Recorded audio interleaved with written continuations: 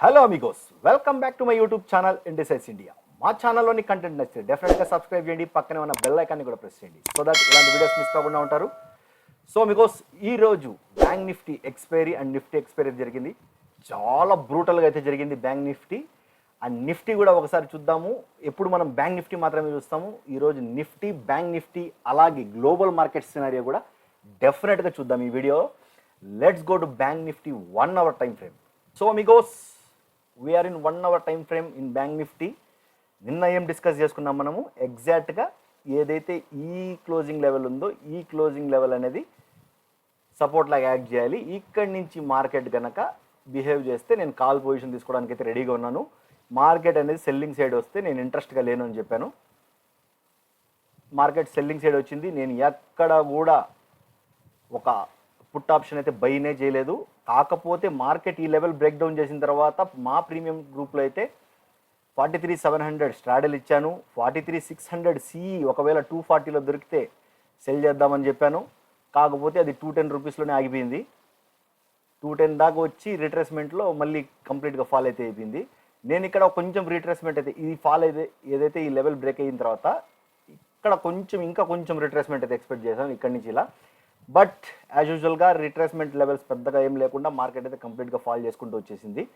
నాకు ఇంకో support level దొరికింది, ఐ థింక్ సో ఇక్కడ అనుకుంటాను, ఎగ్జాక్ట్గా ఇక్కడే అనుకుంటా, 43,500 దగ్గర మేబీ ఈ లెవెల్ అనుకుంటాను, 518 ఆర్ సంథింగ్ దగ్గర. ఇక్కడైతే ఒక కాల్ అటెంప్ట్ చేశాను నేను, అంటే 8 రూపీస్ ప్రీమియంది, 43,800 సిఈని 8 రూపీస్ ప్రీమియంలో ట్రై చేశాను. నా వ్యూ ఏముందంటే, నా వ్యూ మార్కెట్లో ఒక కాంప్లెక్స్గా ప్యాటర్న్ ఏదో నడుస్తుంది.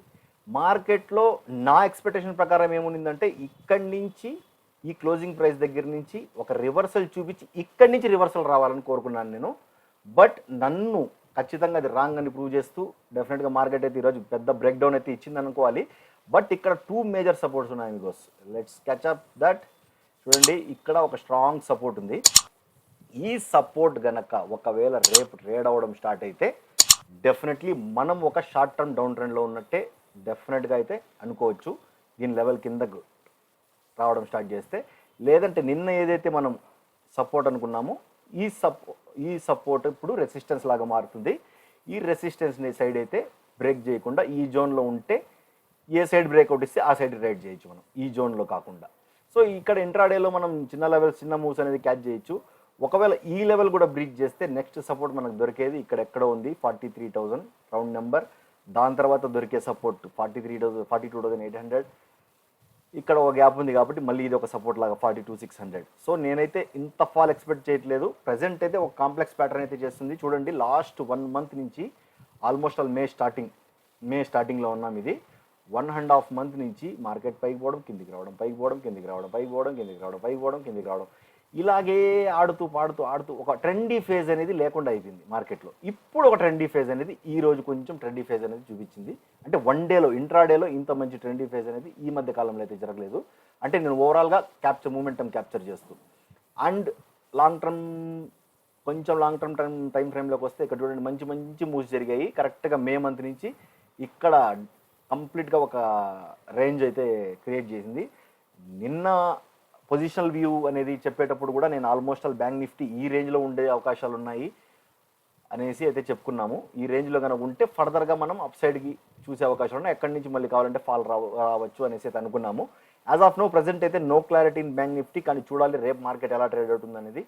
అండ్ ఈరోజు మన టెలిగ్రామ్ గ్రూప్లో అయితే డెఫినెట్గా తెలియజేశాను. నేను చెప్పిన అనాలిసిస్ వీడియోలో చెప్పిన 780 సపోర్ట్ అనేది బ్రేక్ అయిపోయింది. నెక్స్ట్ సపోర్ట్ 43,600 దగ్గర, అరౌండ్ 550 దగ్గర దొరికే అవకాశాలు ఉన్నాయని అయితే చెప్పాను. సో 6 లెవెల్స్ కూడా బ్రీచ్ అయిపోయాయి. సెల్లింగ్ వచ్చినప్పుడు మార్కెట్ ఇలాగే ఉంటుంది, కానీ మనం బయింగ్ సైడ్ అయితే ఆలోచిస్తూ ఉన్నాము. Anyhow, we have not make any losses in this day. ఒక హీరో 9 రూపీస్ 8 రూపీస్ అయితే ప్రీమియం అయితే ఇచ్చాము మార్కెట్కి. Let it go. దాని గురించి పెద్దగా ఆలోచించాల్సిన అవసరం లేదు, 8 రూపీస్ ప్రీమియం గురించి. సో ఎనీహౌ, బికాస్ ఇప్పుడు ప్రజెంట్ నేను అనుకుంటుండేది ఒక పుల్ బ్యాక్ చేసి తర్వాత ఫాల్ ఇస్తే బాగుంటుంది అనిపిస్తుంది. ఇక్కడ మీకు చెప్పాల్సిన విషయం ఏమంటే, బ్యాంక్ నిఫ్టీలో మనకి ఇంత పెద్ద ఫాల్ కనబడుతుంది కదా, నిఫ్టీలోకి వెళ్ళి చూద్దాం. చూడండి, నిఫ్టీలో జస్ట్ ఇది పుల్ బ్యాక్ లాగా ఉంది. చూడండి, ఇక్కడి నుంచి ఏదైతే మూవ్ వచ్చిందో ఒక పుల్ బ్యాక్ లాగా ఉంది. నేను లాంగ్ టర్మ్లో 18,900 దాకా మన బ్యాంక్ నిఫ్టీ 45,000 అన్నాను కదా, అదేవిధంగా ఇది కూడా 18,900 వరకు వెళ్ళొచ్చు అనే కాన్సెప్ట్తో ఉన్నాను. బట్ డెఫినెట్లీ ఇది ఇది వెయిట్ చేయాల్సిన టైం. అంటే ఈ ట్రెండ్ ఏదైతే నడుస్తూ ఉందో ఈ ట్రెండ్ బ్రేక్ చేసిందా లేదంటే కంటిన్యూషన్ చేసి తర్వాత కావాలంటే బ్రేక్ చేస్తుందా అనేది చూడాలి.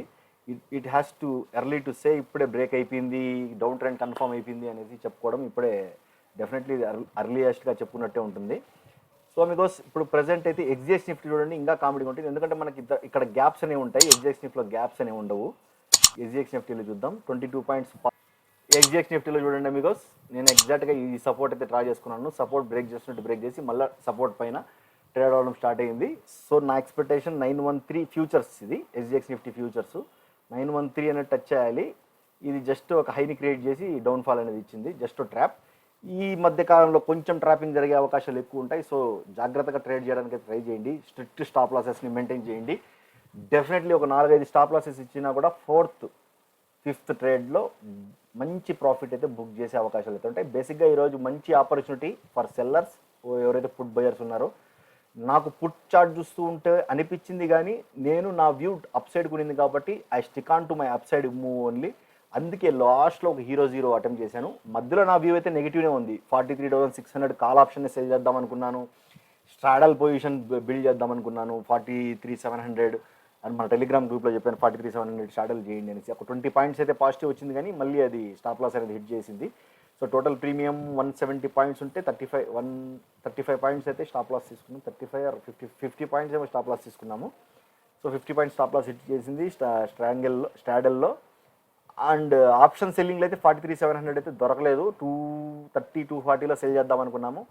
డెఫినెట్గా 210 దాకా అయితే వచ్చింది, నెక్స్ట్ అది 0 అయితే అయిపోయింది. సో ఇట్స్ బ్యాడ్ లక్ అని కాదు, కానీ మనం కొంచెం రిట్రెస్ అయితే బాగుండేది. ఇలాంటి ఆపర్చునిటీస్ చాలా మిస్ అవుతూ ఉంటాము. డెఫినెట్గా ఇలాంటి ఆపర్చునిటీస్ మిస్ అవుతున్నప్పుడు నెక్స్ట్ టైం ఏం చేస్తామంటే మనం ఇది మిస్ అయిపోతుంది ఆపర్చునిటీ అనేసి ఎంటర్ అయిపోతాము.